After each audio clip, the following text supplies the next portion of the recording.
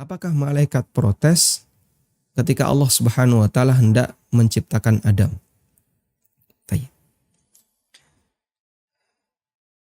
Yang benar malaikat tidak protes. Karena redaksi malaikat itu redaksi pertanyaan. Allah Subhanahu wa taala berfirman, "Wa idz qala rabbuka lil malaikati inni ja'ilun fil ardi khalifah." Ingatlah ketika Rabbmu mengatakan kepada para malaikat, "Inni ja'ilun fil ardi khalifah." Aku akan menjadikan khalifah di muka bumi. Lalu malaikat mengatakan, qalu, mereka bertanya, "Ataj'alu fiha may yufsidu fiha wa yasfikud dima?"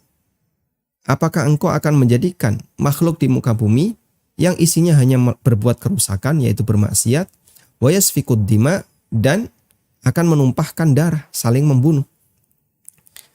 Baik, apa status pertanyaan malaikat ini? Pertanyaan malaikat.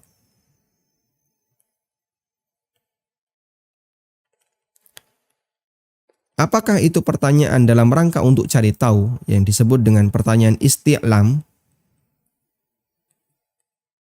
Ataukah pertanyaan dalam rangka untuk membantah, i'tirad?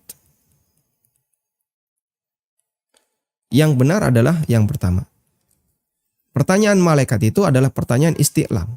Dia ingin tahu alasan Allah. Kenapa Allah menciptakan Adam dan malaikat ingin tahu apa hikmahnya.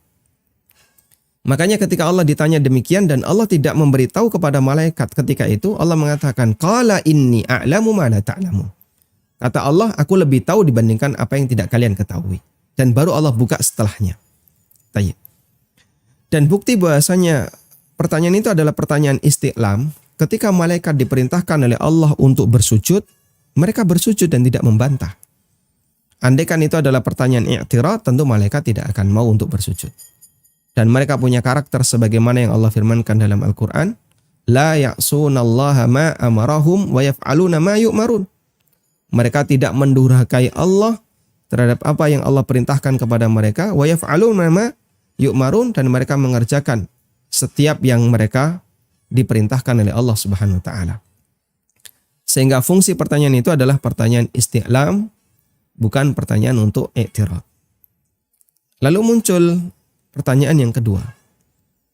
Dari mana malaikat itu tahu bahasanya nanti manusia ini, khalifah ini akan berbuat kerusakan di muka bumi, akan menumpahkan darah? Ada 4 pendekatan yang disampaikan oleh ulama, para ahli tafsir. Pendekatan yang pertama, malaikat tahu bahasanya makhluk ini nanti akan berbuat maksiat dan saling membunuh berdasarkan informasi dari Allah. Allah memberitahu malaikat. Meskipun tidak disebutkan dalam ayat. Tapi Allah kasih tahu malaikat, nanti makhluk ini akan begini-begini. Lalu malaikat tanya, loh, makhluk yang kayak gitu kenapa diciptakan di muka bumi? Dan ini pendapat Ibnu Mas'ud radhiyallahu anhu. Kemudian pendekatan yang kedua, kenapa malaikat itu tahu? Yang kedua, menurut pendapat yang kedua adalah berdasarkan kias. Sudah pernah ada makhluk sebelumnya yang tinggal di bumi, yaitu jin. Yang jin itu punya karakter dia saling membunuh, dia berbuat maksiat, akhirnya mereka diusir oleh Allah Subhanahu wa taala. Kemudian malaikat mengkiaskan, ya Allah, paling juga nanti karakternya sama seperti sebelumnya. Dan ini pendapat Ibnu Abbas radhiyallahu anhu. Kemudian yang ketiga, pendekatan yang ketiga, malaikat kenapa tahu? Karena Allah Ta'ala menyebut malaikat sebagai khalifatun fil ard. Yang khalifah itu dimaknai sebagai hakim yang akan yang akan menerapkan hukum Allah. Sehingga dari kata itu berarti nanti akan ada sengketa di antara mereka. Ada maksiat, ada sengketa, lalu ada khalifah sebagai hakim untuk menetapkan hukum bagi mereka. Dan ini salah satu pendapat yang dikutip oleh Al-Qurtubi. Kemudian yang keempat, bahwasanya malaikat tahu min tabi'atil bashar. Karena tabiat manusia yang dikasih oleh Allah hawa nafsu.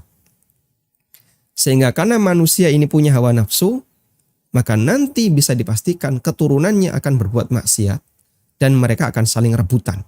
sehingga terjadi peperangan dan seterusnya. Sehingga malaikat menyampaikan kepada Allah, kenapa ya Allah engkau menciptakan makhluk seperti ini padahal dia akan berbuat maksiat dan berbuat kerusakan. Malaikat mengatakan demikian karena 4 latar belakang tadi. Ada khilaf di antara para ulama. Salah satu dari 4 latar belakang tadi. Tayyib. Dan pertanyaan ini bukan termasuk pertanyaan yang dilarang. Sebagaimana Ibrahim bertanya kepada Allah. Beliau meminta untuk diberitahu oleh Allah Subhanahu wa taala, "Kaifa tuhyil mauta?" Bagaimana ya Allah cara engkau menghidupkan makhluk yang sudah mati? Lalu Allah balik bertanya, "Qala awalam tu'min?" Apakah kamu belum beriman? Kemudian Ibrahim mengatakan, "Qala bala walakin liyatma'inna qalbi." Bukan ya Allah, tapi agar hatiku semakin yakin. Musa juga bertanya kepada Allah, mohon agar bisa melihat Allah Subhanahu wa taala. Dijawab oleh Allah, "Qala lan tarani, walakin indur ilal jabali." Kamu tidak akan bisa melihatku, tapi coba kamu lihat gunung itu. Fa in istaqarra makanahu fasawfa tarani. Kalau gunung itu tetap bertahan, maka kau bisa melihatku. Ketika Allah menampakkan kepada gunung, gunung itu meledak dan Musa pingsan. Dan pertanyaan yang semisal juga terjadi pada beberapa makhluk yang lain, nabi yang lain. Intinya itu bukan pertanyaan dalam rangka untuk membantah Allah, tapi pertanyaan dalam rangka untuk cari tahu apa hikmah dan bagaimana cara dan proses ketika Allah Subhanahu wa taala memiliki kuasa seperti ini agar mereka semakin tahu kuasa Allah Subhanahu wa taala dan hikmahnya.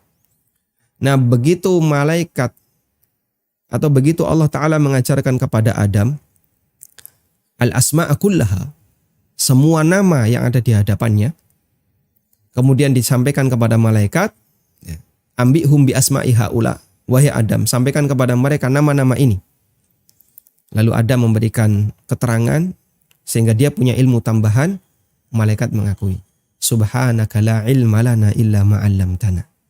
Ya Allah, Maha suci Engkau, tidak ada ilmu bagiku kecuali ilmu yang telah Engkau ajarkan kepadaku. Wallahu taala alam.